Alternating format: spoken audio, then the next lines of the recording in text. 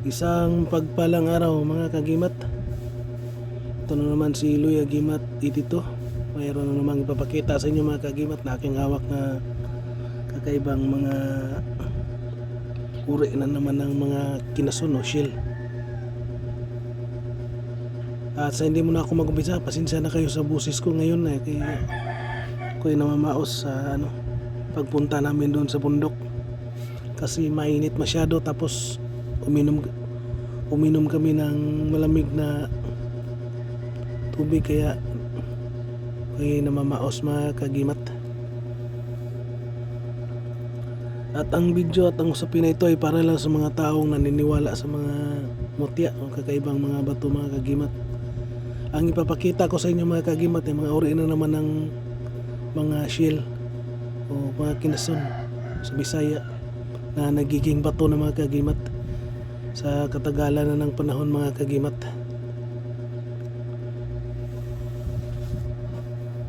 At isa-isahin ko itong pakilala sa inyo mga kagimat kung anong mga klaseng shell ito mga kagimat. Ito ay nagiging mga mutya na mga kagimat. Una ipapakita ko sa inyo mga kagimat yung bayuko mga kagimat. Ito ay mata ng isang malaking kinason o shell na nagiging bato ng mga kagimat. Kita yung round yung bayuko ito mga kagimat, pero nagiging bato na. Ito'y maganda mga kagimat kasi ito paluti talaga ito mga kagimat. Kumbaga sa kabal o shell ang talaga mga kagimat, kasi yung mata ng malaking kinason ayun yan tulad nito dito, yan siya mga kagimat ganyan. Nagiging na siya, nagiging bato na. Ilang taon na kaya ito, pero ito yung nagtaka ko bakit napakalaking bayuko mga kagimat na nagiging bato na. Tumata ito bayuko na malaking kinason, ang niya mga kagimat na nagiging bato na sa katagalan ng panahon. Ito maganda sa protection mga kagimat, hindi ka talaga mga kagimat. At may tagabulag din ito mga kagimat kasi ito ay takip ng isang malaking kinason o shell. Yan, nagiging bato na mga kagimat. At ito mga kagimat po yung bato na tulya na nagiging bato na. Yan, tulya ito. Kung mapapansin natin mga kagimat, may mga ganyan siya mga kagimat. Kinason na shell na tulya na nagiging bato na din. Ito'y maganda din mga kagimat kasi nagiging bato na. Ang isang kinason o shell, kung nagiging bato na yan mga kagimat, yan ang pinakamaganda. Kaya tunay na talaga, yung buo na talaga siya na bato na solid. Yan. Ito din mga kagimat sa uri na ng tulya mga kagimat. Yan. So mayroon pa siyang mga mga kagimat nagiging bato na din mga kagimat. Yan malapit na siya magiging ganito. Pero ito ibang klaseng tulya ito mga kagimat, yung maiksi lang ito, mahaba mga kagimat yung tulya. Yan. At ito mga kagimat yung suso na malaki. Yan nagiging bato na din sa loob. Yan ang na yan mga kagimat. Yung sa ilalim nagiging bato na solid, pero may pa siya, may balat pa siya mga kagimat. Yan. At ito mga kagimat, kabibi ito mga kagimat na nagiging bato na din. Yan. At may pa sa kanyang mga kagimat yung sa gilid, yung bakas pa yung niya, yung kanyang balat. Ito ay mga tunay na mga mga kagimat, shell na nagiging bato talaga. Wala na siyang balat pero naiwan yung pinakabato. At ito mga kagimat, ang laman ng suso mga kagimat na nagiging bato na din. Solid. Ito yung napakaganda sa negosyo mga kagimat. Sabi, yung laman ng shell na nagiging bato. At ito din mga kagimat, patunay na sa katagalan ng panahon yung sa ilalim nagiging bato na talaga mga kagimat. Yan o. Dito. Sulit na sila na bato. Yan mga kagimat. Nabuo na siya sa katagalan ng panahon. At ito mga kagimat yung mga pangguom na bato o tawag noon lang yan o,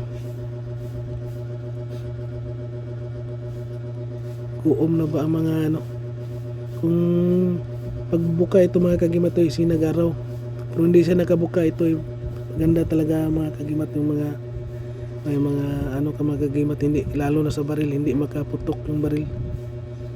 Itong pangguom na ano, lalo na yung mga bungangira o sa kaso-kaso mga kagimat, maganda pangguom, parang may sipir yung ano, bunganga mga kagimat to. At 3 yan na piraso sila mga kagimat. Yan, ito pa maliit. Yan. At ito yung pinakauna ko mga kagimat. Yan.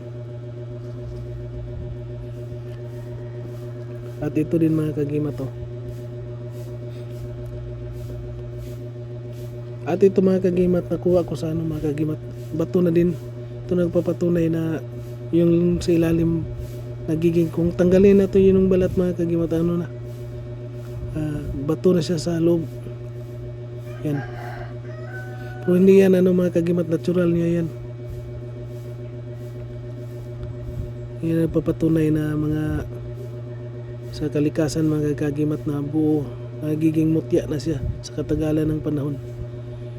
Hindi lang ito basta-basta napasukan ng matigas na ano mga kagimat, kundi talaga kanya talaga yan mga kagimat. Solid na tayo talaga na bato. Ito yung nakuha ko sa dagat mga kagimat. At ito pag yan patunay mga kagimat, tandahan na natanggal yung kanyang balat mga kagimat, pero yan ang sa ilalim ay nagiging bato na. Solid mga kagimat. Tanggalin na to yung ano talaga matigas.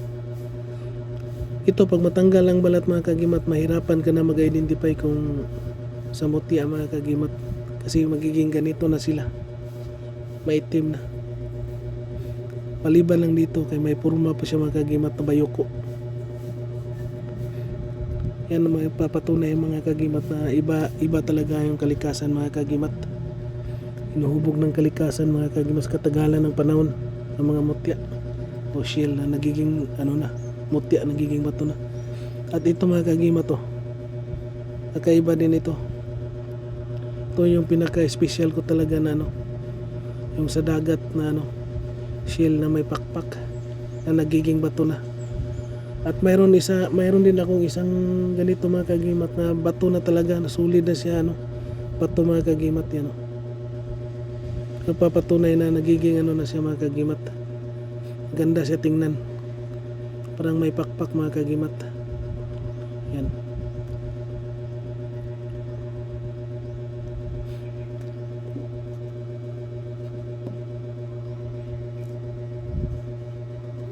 At ito lang muna yung papakita ko mga kagimat, at pasensya na kayo sa boses ko ngayon na ako'y namamaos talaga mga kagimat.